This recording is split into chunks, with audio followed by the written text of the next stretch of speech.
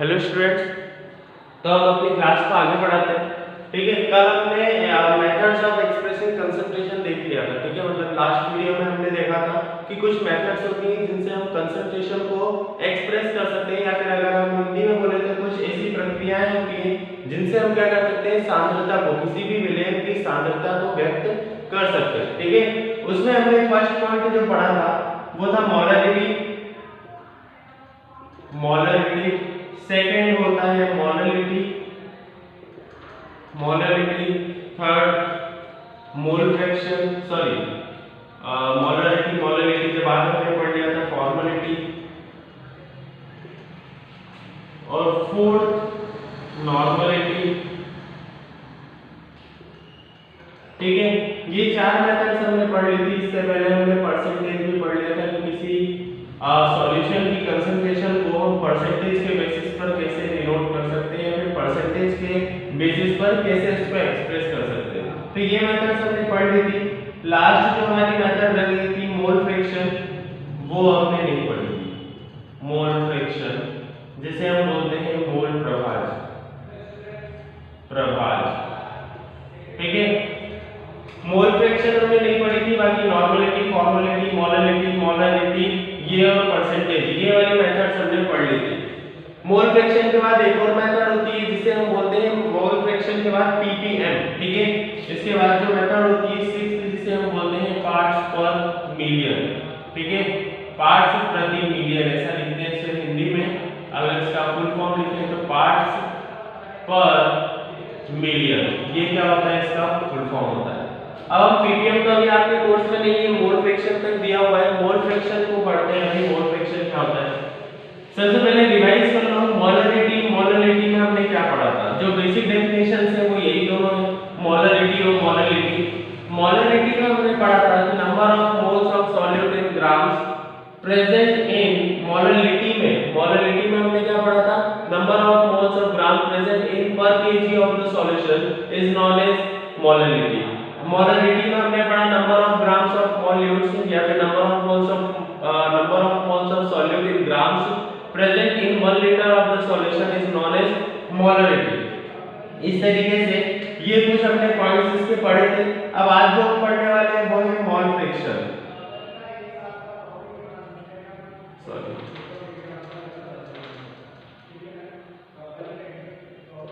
Mole fraction जिसे हम बोलते हैं मोल प्रभाज। मोल प्रभाज हो गया और मोल फ्रैक्शन। मोल फ्रैक्शन क्या होता है, इसकी एक बार हिंदी में डेफिनेशन पढ़ते हैं, फिर मैं एक्सप्लेन करता हूं। विलयन में उपस्थित किसी अवयव के ग्राम अणुओं की संख्या और विलयन में उपस्थित पूर्ण ग्राम अणुओं की संख्या के अनुपात को मोल प्रभाज कहते हैं, या फिर मोलर प्रभाज भी बोला जा सकता है। इसे मोलर प्रभाज भी हम बोल सकते हैं। ठीक है, सिंपल सी डेफिनेशन है, इंग्लिश में थोड़ा अच्छे से समझ में आएगी। जो डेफिनेशन है वो ये बोलती है कि number of moles of solute, the ratio of number of moles of solute and total number of moles of solution is known as mole fraction. देखो, अगर हमें क्या निकालना है, मोल फ्रैक्शन निकालना है। मोल फ्रैक्शन हमें निकालना है किसका, सॉल्यूट का। फ्रैक्शन हमें पता है क्या होता है, एक तरीके से हम क्वांटिटी पता कर सकते हैं। तो अगर हमें सॉल्यूट का निकालना है तो इसका फार्मूला होता है number of moles of solute upon में total number of moles of solution. Total number of moles of solution मतलब विलयन के अणुओं की संख्या अपॉन में पूरे विलयन के अणुओं की संख्या, या फिर हम बोल सकते हैं विलयन के कुल अणुओं की संख्या। इन दोनों के अनुपात को ही हम क्या बोलते हैं, मोल फ्रैक्शन, या फिर हिंदी में बोला जा सकता है मोलर प्रभाज। ठीक है, तो ये क्या हो गया, हमारी एक सिंपल सी डेफिनेशन हो गई। लेकिन ये इतना बड़ा फार्मूला क्यों लिखेंगे, एक सिंपल सा फार्मूला लिखेंगे। मान लो कि एक सॉल्यूशन है, ठीक है, जिसमें ए क्या है, सॉल्वेंट। ठीक है, ए हो गया सॉल्वेंट जिसे हम हिंदी में बोलेंगे विलायक, और बी क्या है, सॉल्यूट जिसे हम हिंदी में क्या बोलेंगे, विलेय। हम सभी को पता है कि विलयन दो चीजों से मिलकर बनता है, विलेय और विलायक से। इंग्लिश में अगर हम बोले तो सॉल्यूशन जो होता है वो हमारा दो चीजों से मिलकर बनता है, सॉल्यूट और सॉल्वेंट से। तो मैंने मान लिया कि ए क्या है वहां पर सॉल्वेंट है और बी सॉल्यूट है, ठीक है। अगर मुझे मोल फ्रैक्शन निकालना है सॉल्वेंट का तो मैं उसको लिखूंगा कैसे, x of a। x a का क्या मतलब है यहाँ पर, अगर x a की बात करता हूं तो x a का मतलब है mole fraction of a, mole fraction of solvent, ठीक है। इज इक्वल टू क्या हो जाएगा, Na अपॉन में Na प्लस Nb। n से मैं किसको रिप्रेजेंट कर रहा हूं, number of moles of solvent upon में number of moles of solvent plus number of moles of solute. मतलब मोलर प्रभाज अगर हम विलायक का निकाल रहे हैं तो नंबर, टोटल नंबर, मतलब सिंपल से अगर हम बात बोले तो विलायक के कुल अणु अपॉन में विलयन के कुल अणु, मतलब विलायक के जो अणु है और विलय के जो अणु है उन दोनों के जोड़ को हम क्या बोलेंगे, विलयन के कुल अणु। तो यहाँ पर हमने सिंपल सा वही बोला कि mole fraction of solvent is equal to number of moles of solute, sorry number of moles of solvent upon में total number of moles of solution. तो सॉल्यूट और सॉल्वेंट को अगर मैं मिला दूंगा तो यहाँ पर सॉल्यूशन भी निकल जाएंगे। देखो यहाँ पर a है, अगर a की मैं संख्या देखता हूँ, a के नंबर ऑफ मोल्स देखता हूँ तो मैं मान लेता हूँ उसको Na है। b के अगर मैं देखता हूँ, ये किसका हो गया, a का हो गया। अगर वही मैं b का देखता हूँ तो वो मैंने मान लिया क्या है, Nb है।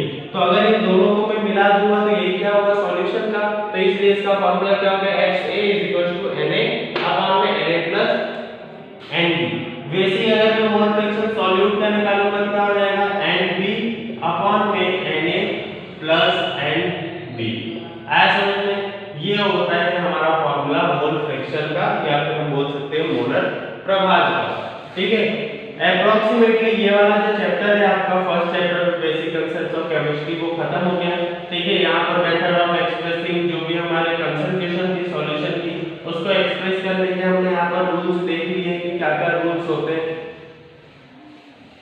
2 मिनट में ये रफ करता हूँ। अब लास्ट एक जो टॉपिक बचा है जो मुझे लगता है कि एक बार बता देना चाहिए वो है मॉलिक्यूलर मास निकालो, ठीक है। किसी भी कंपाउंड का मॉलिक्यूलर मास निकालकर हमें आना चाहिए, क्योंकि आगे भी वो काम आने वाला है।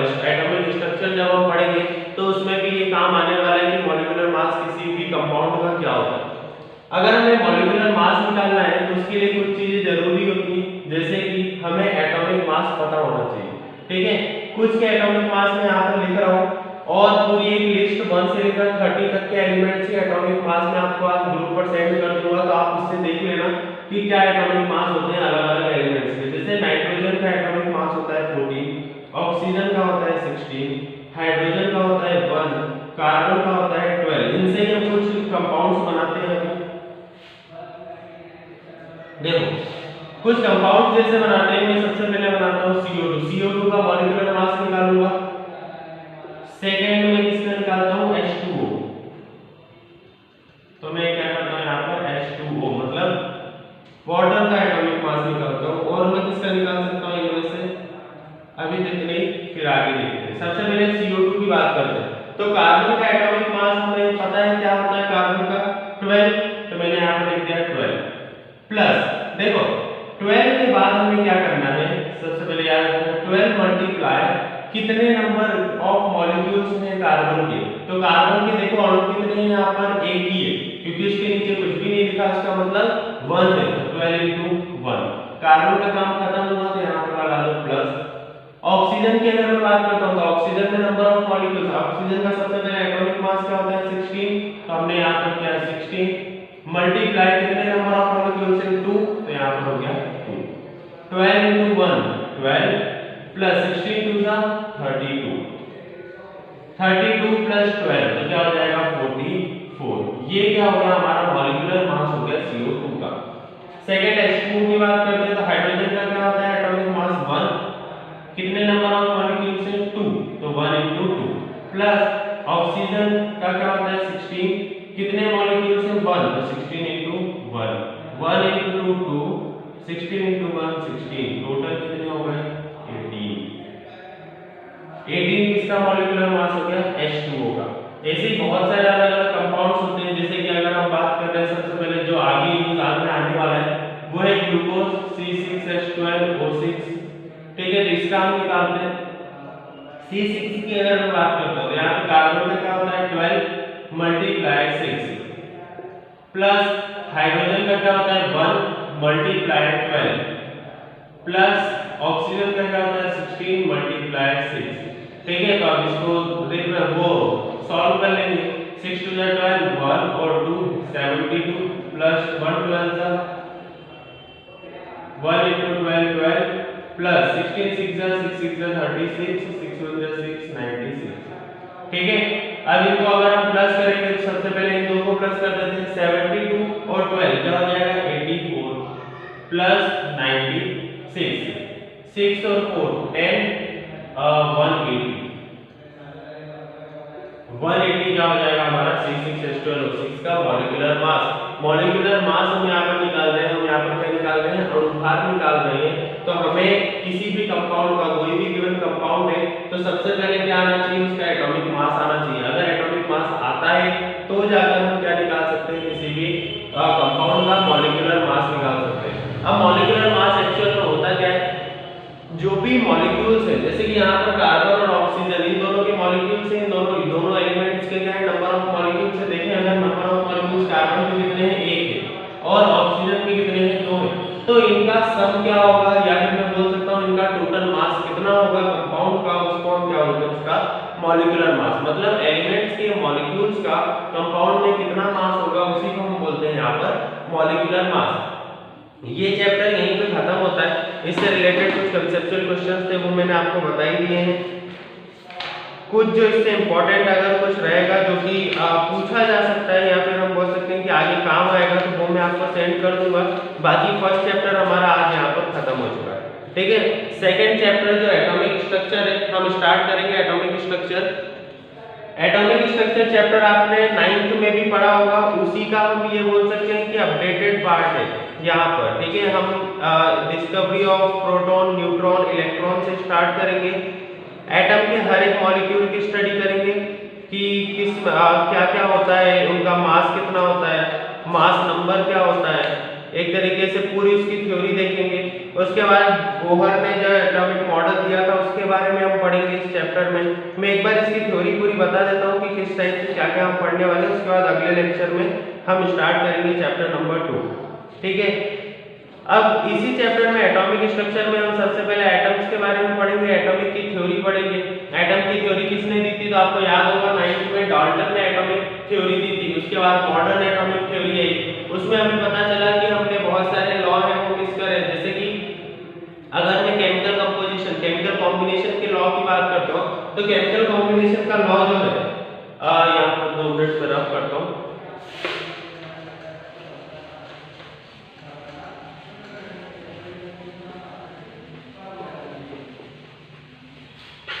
ठीक है, अगर हम लॉ ऑफ केमिकल कॉम्बिनेशन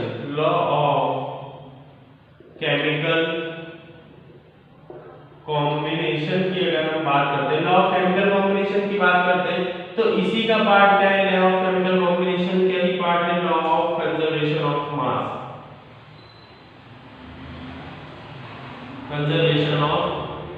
मास। और इसी के बाद हम किसमें जाते हैं, law of definite proportion. Law of definite proportion, निश्चित अनुपात का नियम, द्रव्यमान के संरक्षण का नियम और रासायनिक मिलन का नियम। ये तीनों लॉज है। अब मैं बताता हूँ कि एक दूसरे से रिलेट कैसे करते हैं। मैंने ऐसा नहीं बोला कि इसी का पार्ट है। सबसे पहले तो केमिकल कॉम्बिनेशन का अगर हम लॉ देखते हैं तो केमिकल कॉम्बिनेशन का लॉ बेसिकली किसके लिए बनाया गया था कि हम केमिकल्स को आपस में कंबाइन कर पाए। उसके पीछे क्या रूल्स होते हैं ये इसने बताए थे। तो इन्हीं रूल्स को पहला कवर करता है law of conservation of mass. मतलब law of conservation of mass ने ये बोला था कि आप केमिकल्स को आपस में मिला तो सकते हो लेकिन वहां पर कभी भी मास ना ही क्रिएट होना चाहिए ना ही डिस्ट्रॉय होना चाहिए। इसका मतलब क्या है, मास can nether be created nor be destroyed. द्रव्यमान को ना ही उत्पन्न किया जा सकता है ना ही उसको नष्ट किया जा सकता है। तो ये क्या करना चाहिए, वेरीफाई करना चाहिए। ये वाले लॉ जो है ये यूनिवर्सल लॉ है, इन्हें अगर वेरीफाई नहीं करता तो केमिकल कॉम्बिनेशन का लॉ पॉसिबल ही नहीं था। ठीक है, तो केमिकल कॉम्बिनेशन का जो लॉ है हमारा वो क्या, सबसे पहला रूल तो ये कि लॉ ऑफ कंजर्वेशन ऑफ मास को फॉलो करना चाहिए।